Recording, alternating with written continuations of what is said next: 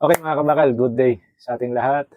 Another day, another tutorial. So yung ginawa natin mga kabakal is dry practice drill. So ito yung ginagawa ko rito sa bahay. Dahil bukas at 30 ng January 2026, meron tayong lalaroang shooting competition. Okay. So ito yung ginagawa ko ngayon dito, 29 ng January. So one day na lang yung yung preparation natin. So bali hindi na ako puputok sa range ng live shooting practice, okay, para dun sa competition. Ako ang ginagawa ko na lang is dito lang ako sa bahay, dry practice drill, marami, no? Tapos sabak agad sa dahil sa kadahilanan noon mga kabakal is sa sobrang mahal na nung bala para makatipid lang tayo, no? Hindi na tayo nagpa-practice ng live shoot, more on dry practice na lang tayo. Okay? So ano ba yung nakukuha natin sa sa dry practice drill, di ba? O syempre unang-una yung muscle memory, no? Ano yung muscle memory? Muscle memory sa pag-draw, no? Pag-draw, syempre kailangan pag dinraw natin yung pistol, maganda yung grip natin. So muscle memory ng draw, grip, tapos alignment of sight, tapos sight picture dun sa target, and then yung last is yung pinaka-importante, yung pag-squeeze ng trigger. Okay?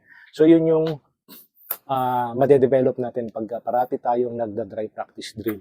Sa pagda-dry practice drill naman mga kabakal, meron ding tama at mali. Okay? So una kong di-discuss para dun sa mga baguhang shooters na nahilig ng practical shooting or kahit sa pang home defense lang. Okay? Na nagda-dry shoot din sa bahay. So unahin natin yung mali. So ano ba yung mali? Unang-una, yung sa maling pagda-dry shoot is yung malayo siya sa expectation. No? Na parang sa pelikula, kung nanonood tayo ng pelikula ng mga action movies, nasa sobrang bilis. No? Diba sa pelikula, lalo na sa mga duelo, di ba? Sa sobrang bilis, yung sapul agad yung kalaban. Yan, di ba? Mabilis yun. Diba? So, nawawala yung basic na, sa dry practice drill naman, sa sobrang bilis na maganda lang siyang tignan, sample, maganda siyang tignan, ready, up. Yan. Ano niya yun, yung kalabit na yun. Kumbaga, less than a second nakapag-engage na tayo. Na hindi natin na susigurado na naka-align bang mabuti yung sight, tapos nakatapat ba ng maayos dun sa target bago natin kinalabit yung trigger. Okay. Dahil nga, sa sobrang bilis. Maganda siyang tignan, pero in real live shooting, pagka ginawa natin is malayo. Diba? Kumbaga, nagda-dry shoot tayo sa bahay na, for example, magta-time tayo ng, for example, ang nagda-dry shoot ka, pagka nagda-dry shoot ka sa bahay, less than a second, nakakalabit ka. Pero pagdating dun sa live shooting, no, may hesitation. Yun yung kadalasan na nangyayari dun sa mga natuturuan ko. No? Bago ko sila paputukin, ginagawa ko, pinagda-dry shoot ko muna sila. No? Dry shoot, naka-low ready lang muna. Ready up. Yan. Up. Yan. Ganun sila kabilis. Kumbaga, parang sabihin na lang natin 1 second. Nakakalabit na nila yung trigger. Pero pagka nabalahan na natin, mangyari, for example, may bala na, pag tutok nilang ganyan, yun, may hesitation. Diba?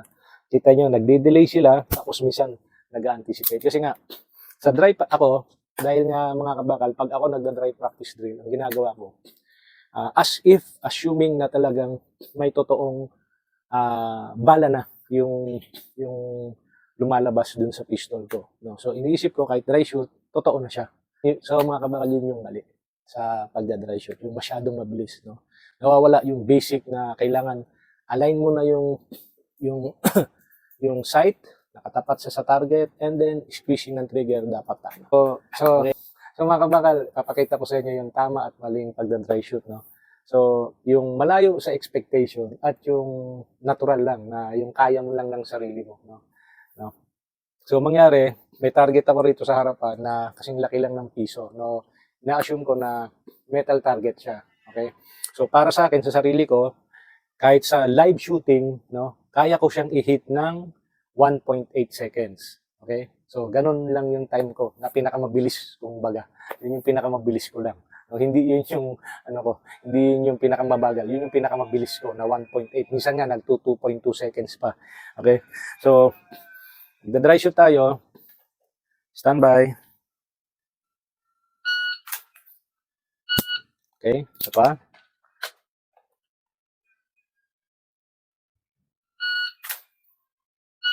Okay. So, mapansin nyo rin mga kabakal, halos nagsasabay yung pagpalo ng hammer ko dun sa second beat. Kasi nga, nakaset siya ng 1.8. Which is, ibig sabihin, nakukuha ko yung target, ibig sabihin, na-align ko ng properly yung sight ko dun sa target bago ko siya i-squeeze. Okay? So, yun yung tama. Okay? So, yun yung tama. Ngayon, yung sinasabi kong malayo sa expectations na hindi ko pa halos nagawa. Okay? Okay?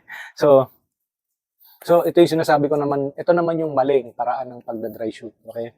So, standby.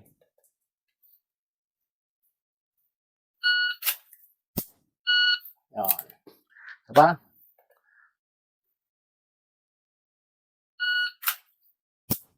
Okay. So, anong napansin nyo rin sa pangalawa? Diba? Same ng bilis ng draw, pero nagkakatalo lang dun sa pag-squeeze ko ng trigger. Sa pag-squeeze ko ng trigger, halos parang point something lang, no? Wala pang 1 second na i-squeeze ko na yung trigger. Pero ako, sa observation ko, na-squeeze ko yung trigger pero hindi siya nakatapat ng properly dun sa target ko. Nakatapat man siya pero yung alignment is hindi maayos. So kung babalahan natin siya ng totoo, most probably hindi tatamaan yung target natin. Okay? Kasi nga, unang-una, nawawala yung basic. No? Yung basic na pag-align, pagtapat dun sa target at yung pag-squeeze ng trigger. Masyadong mabilis. Okay? So, sa pag-draw, walang problema. Diba? Yung pag-draw, halos kasing bilis lang, pero yung nagkakatalo lang dun sa pag-acquire ng sight dun sa target. Okay? So, mga kabakal, yun yung mali at tamang pamamaraan ng pagda-dry practice drill. Okay? So, kailangan basic lang. So, make sure na naka-align properly yung sight dun sa target bago natin i-squeeze yung trigger. Okay? Mga kabakal, dito na po ulit magtatapos itong aking maigsing video about sa dry practice drill. Sana po ay makatulong sa mga newbies, no? Yung mga sa mga bagong nahihilig ng practical shooting or protection shooting, no? Protection shooting. Yung para sa mga pangbahay lang, okay? So mga kabakal, kung nagustuhan niyo po itong aking video, please do like and share. Till next tutorial video mga kabakal, may we have a good day. God bless and syempre mabuhay tayo lahat.